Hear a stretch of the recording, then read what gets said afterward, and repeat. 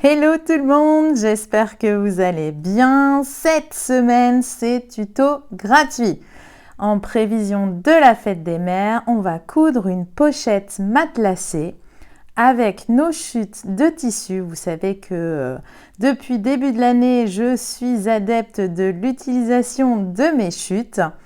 Donc c'est une pochette où vous pouvez glisser également un iPad mini. C'est un tutoriel très accessible aux débutants et customisable à l'infini. Donc ça pourra faire aussi une belle pochette de plage. Vous pouvez rajouter également des petites anses sur les côtés pour en faire un petit sac. Vous êtes prêts? Allez hop, c'est parti!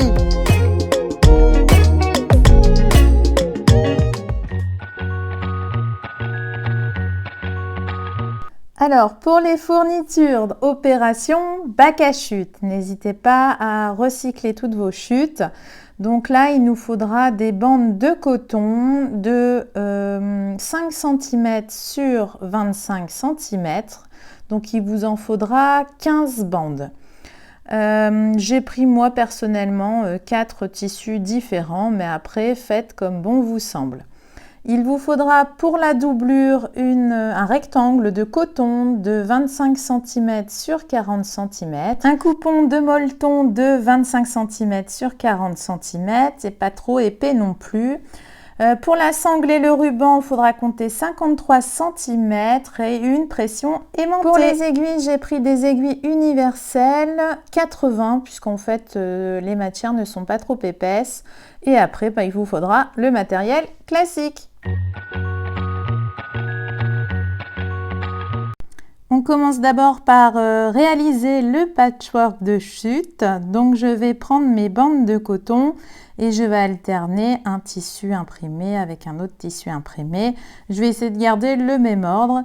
Donc là, je les positionne endroit contre endroit, bord à bord. Si vous avez besoin, vous épinglez. Et donc là, je vais coudre à 1 cm des bords.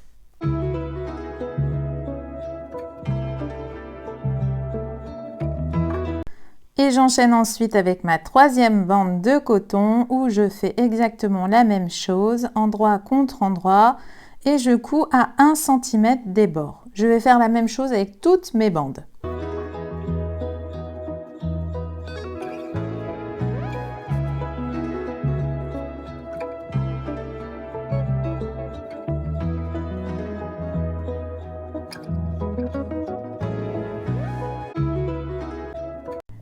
Et voici le résultat une fois les 15 bandes cousues.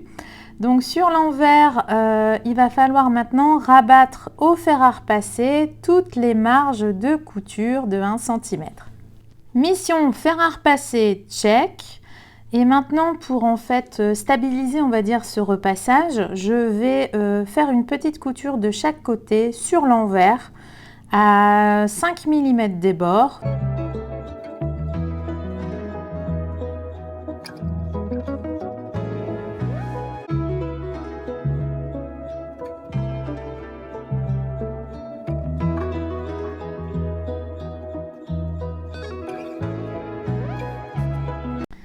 Et voici ce que j'obtiens. Maintenant, je vais ajuster la dimension de mon patchwork avec une longueur, une hauteur ou bien plutôt de 40 cm. Les 25, c'est bon. Mais là, je vais donc couper à 40 cm.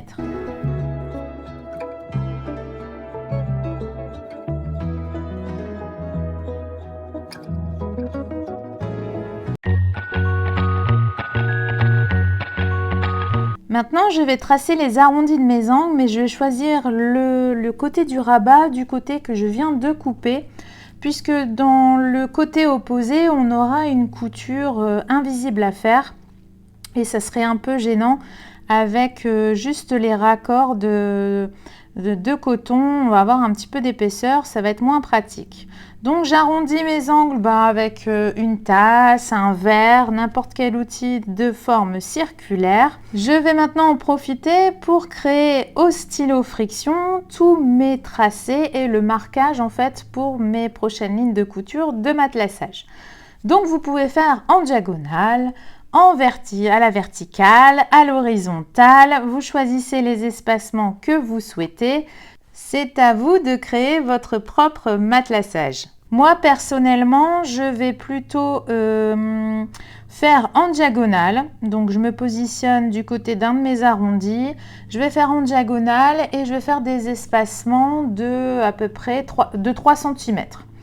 Comme ça, donc je vais faire un côté tous les 3 cm et après je changerai avec un angle à 45 degrés pour faire également tous les 3 cm.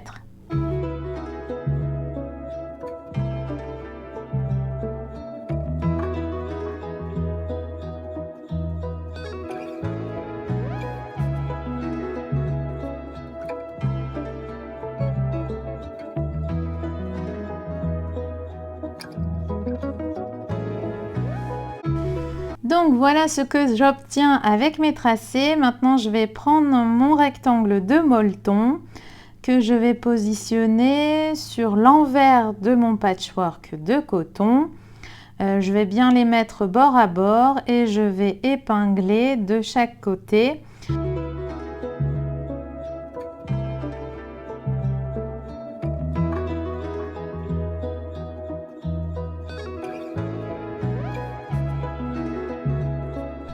Et maintenant pour le matelassage, je vais m'amuser à coudre sur chacune de mes lignes tracées. Donc j'ai pris une longueur de pointe de 3 mm et je vais commencer par coudre d'abord le milieu. Je me positionne donc dans le milieu, marche avant, marche arrière et c'est parti. Donc petit rappel, je couds avec un point, une longueur de 3 mm. Donc je fais la ligne du milieu, après je me décale un petit peu plus vers les côtés pour faire à peu près la dernière ligne du fond et puis j'essaye de faire la ligne entre les deux. Ça vous permet en fait de bien tendre le patchwork de tissu sur votre molleton et ça évite de créer des décalages en fait, puisque si on coud bord à bord à chaque fois, il n'y aura pas la même densité au niveau du coton et on va créer un décalage par rapport au molleton. Enfin bref, j'espère que vous m'avez comprise. Donc voilà, vous faites votre matelassage. Une fois que vous avez fait les extrémités, les milieux, c'est bon, vous pouvez enchaîner sur toutes les lignes.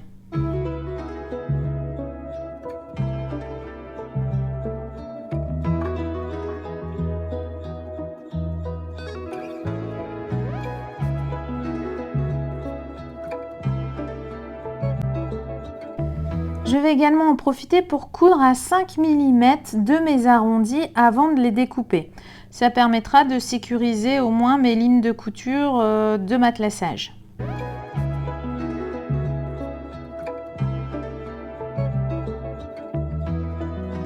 Étape matelassage, check. Maintenant, je vais passer un petit coup de fer pour enlever les marques de stylo. Allez, on passe maintenant à l'étape de la sangle et du ruban. Donc c'est aussi pour vous montrer qu'on peut facilement recycler nos chutes de sangle pour décorer une pochette, mais également les petites chutes de ruban. Donc je vais en fait mettre ma sangle comme ça, elle sera rabattue sur le fond pour insérer la pression aimantée. Donc j'ai tracé le milieu à 12,5 et j'ai retracé une autre ligne à 1,5 à 1,5 cm puisque ma sangle fait 3 cm.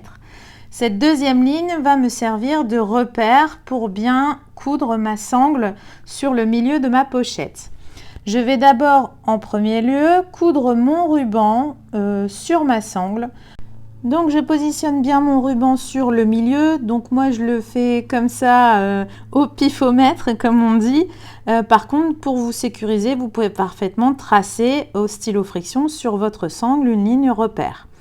Donc je me positionne, j'ai pris un point, une longueur de point de 3 mm et c'est parti.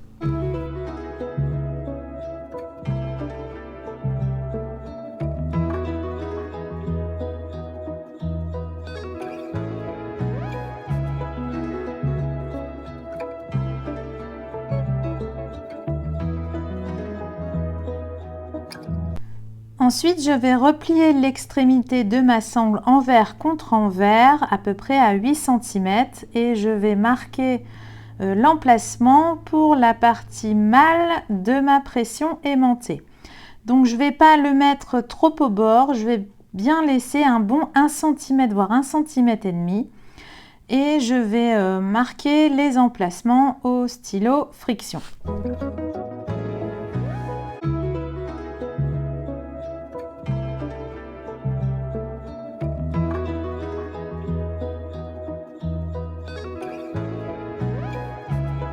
Ensuite, je vais donc insérer les pattes de fixation, donc j'y vais mollo, je ne vais pas en fait faire d'entaille parce que j'ai peur que ma sangle ne s'effiloche par la suite. Si j'y vais tout doucement, les pattes métalliques arrivent à s'insérer dans les, on va dire, les mailles de coton de la sangle. Donc une fois que mes pattes sont sorties, je n'ai plus qu'à glisser la petite rondelle de fixation et à rabattre les pattes.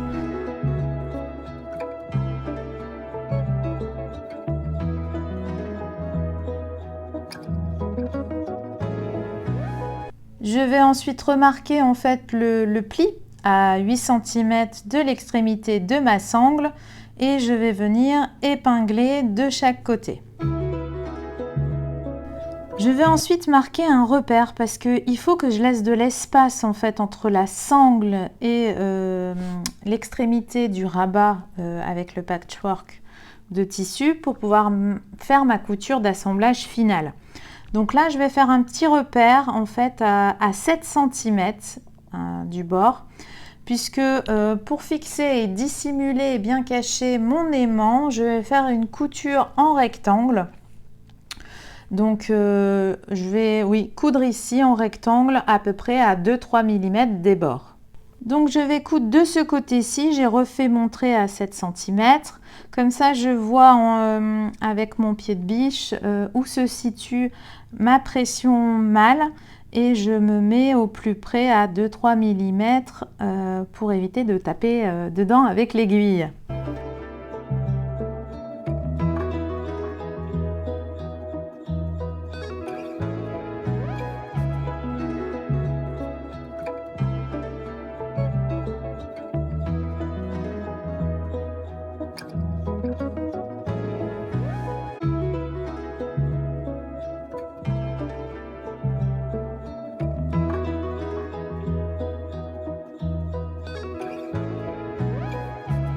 Après, je pourrais éventuellement coudre un bouton, une breloque, comme je l'ai fait en fait sur le modèle présenté. Donc maintenant, j'ai tracé les petits repères en fait à 16 cm des côtés, puisque ma pochette va être repliée. Donc ce sera pour former le fond. Là, je vais épingler tout simplement ma sangle le long de mon précédent tracé pour en fait faire le repère de l'emplacement de ma partie femelle de la pression aimantée. Donc je prends le soin de bien tout épingler et je replie en fait ma pochette sur elle-même au niveau des deux repères à 16 cm.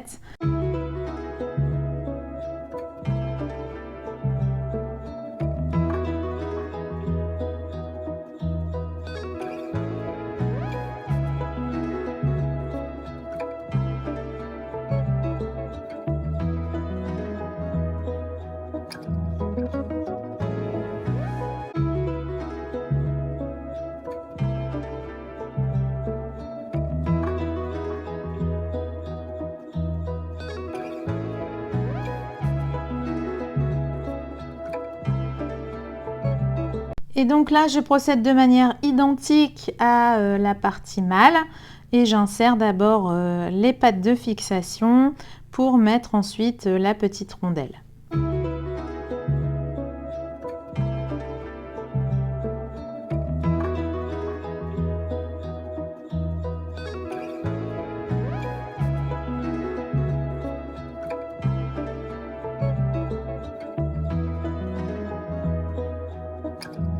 Une fois que c'est fait, maintenant je revérifie quand même en réépinglant ma sangle le long de mon tracé. Je replie ma pochette pour vérifier si tout tombe pile poil.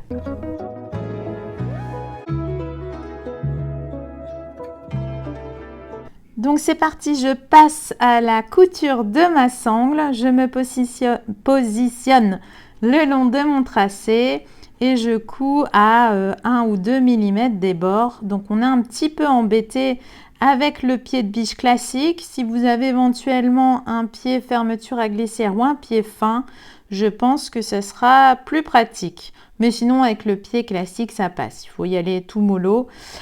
Sinon la longueur de point, je suis toujours sur du 3 mm et je vais simplement repasser, arrêter ma couture et repasser sur ma précédente couture, vous savez, quand on a replié en fait la sangle.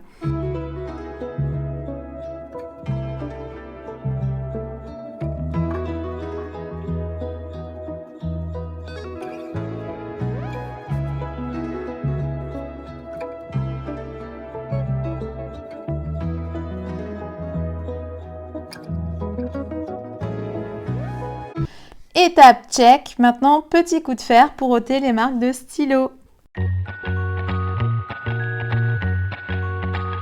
Dernière étape, l'assemblage final. Donc là, je vais déjà refaire mes coins arrondis du rabat.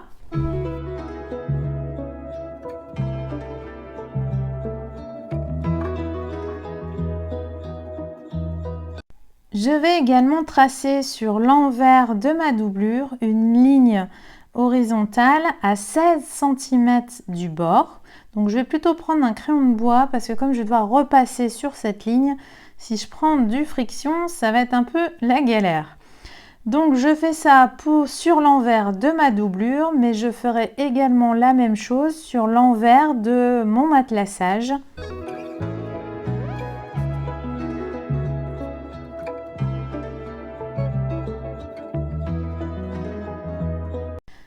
Et donc maintenant, je vais positionner endroit contre endroit mon extérieur et ma doublure et je vais épingler le bas de la pochette.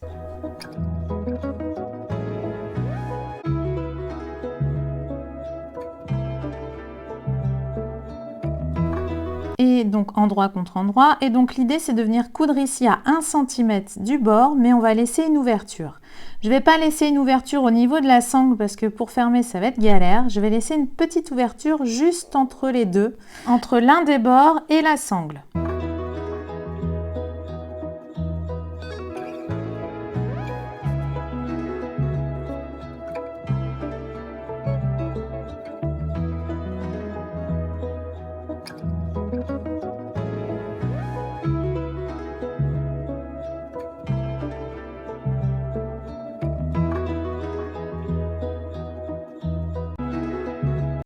Donc voici ce que ça me donne avec l'ouverture laissée. Maintenant je vais replier chaque côté, donc la doublure endroit contre endroit le long de mon tracé. Et je vais repasser le long du tracé, endroit contre endroit. Et je vais faire pareil pour ma partie matelassée, endroit contre endroit. Et je vais repasser. Donc mission repassage, c'est check. Donc vous voyez, j'ai bien repassé et ça se présente comme ça. Mon ouverture est ici. Donc endroit contre endroit à l'extérieur, endroit contre endroit à la doublure. Et voilà ce que ça me donne. Je vous montre bien parce que parfois c'est pas forcément évident à comprendre. Donc je vais épingler maintenant tout le tour. Voilà, je vais bien tendre mes tissus. Je vais épingler et je ne vais pas oublier de rentrer le morceau de sangle qui dépasse par l'ouverture laissée. Et je vais venir coudre ensuite à 1 cm des bords.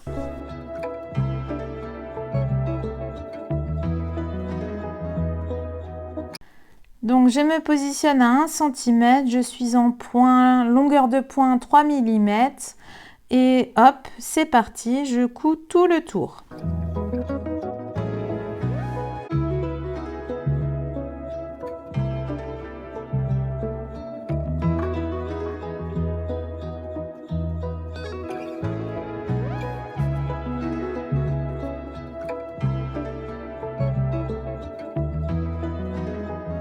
Maintenant avec les ciseaux cranteurs, je vais ôter une partie d'excédent de tissu et je n'ai plus qu'à retourner la pochette par la petite ouverture que j'ai laissée. J'en profite aussi une fois que je l'ai retournée de bien reformer mes angles avec le petit outil magique de chez Prime.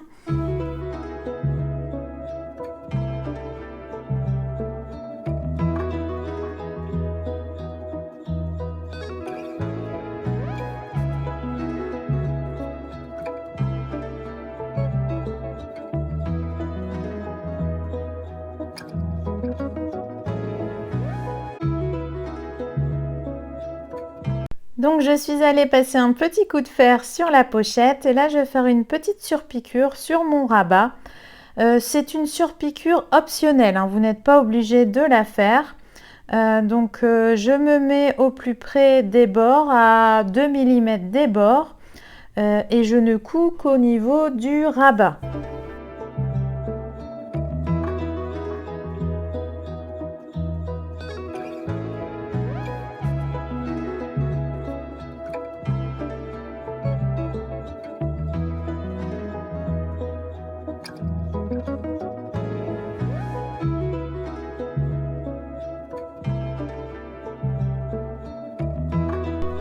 Je n'ai plus qu'à refermer l'ouverture par un point invisible à la main.